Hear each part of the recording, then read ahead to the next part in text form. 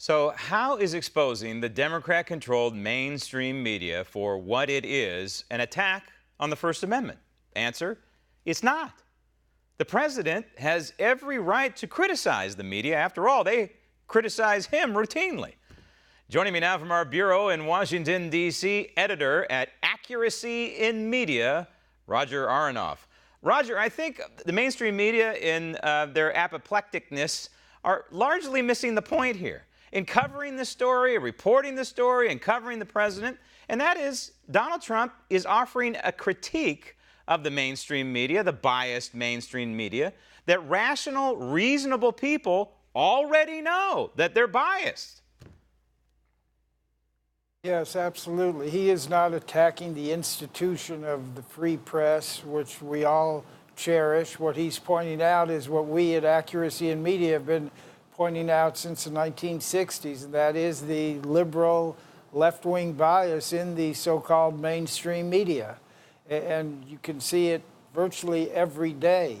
Reading the Washington Post, it's quite amazing. I'm still looking for the first story that could be labeled pro-Trump. I mean, not even looking for pro-Trump, but just something neutral.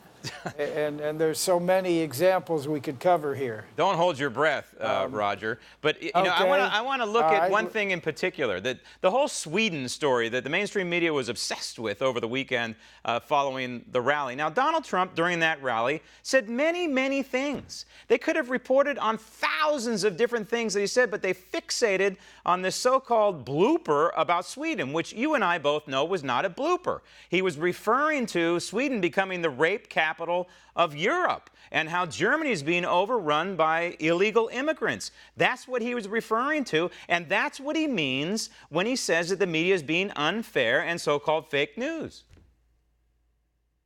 Right, but as he often does, he uses imprecise language, giving them an opening. So he said last night in Sweden, when what happened last night was that he had seen a story on Tucker Carlson's show on another network, on Fox News, and you know, that's what he was referring to, and the fact that there is a large crime problem, these no-go zones in Sweden and other places now where police don't want to go there. Many policemen are retiring early because they don't want to deal with what they're forced to deal with now. And that's what Trump was talking about. But again, his imprecise language gave them an opening. They jumped on it and harped on that story for days and made it say he's lying, they say. Well, I mean, there's a lot of things that they've been going after him for this. I mean, one of the stories, this whole Russian thing, after through the whole media and all the late night shows to try to defeat Trump in the election, then they went for recounts where he gained votes. Then they went to go after the electors to try to intimidate and blackmail and bribe electors to not vote for Trump. And still they went on, so then it became the Russians. The Russians did it. Does anyone believe that if Hillary had won the election, that Obama would have expelled 35 Russian diplomats and put these sanctions on?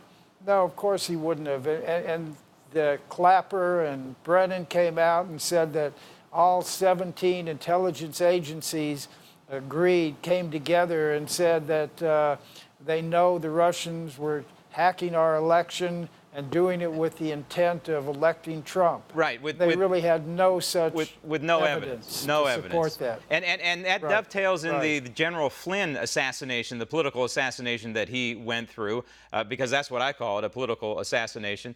Instead of the mainstream media saying, hey, wait a minute, we have a civilian United States citizen whose apparently his phone was tapped. And this information has been released into the mainstream, or at least somebody has seen it. That is a violation of the Fourth Amendment. So instead of covering the story like, oh, well, Donald Trump lost his national security advisor, they should be covering the story. What did the Obama administration know, and when did they know it? How many phone calls were tapped? Why did they do it? What authority did they have to do that?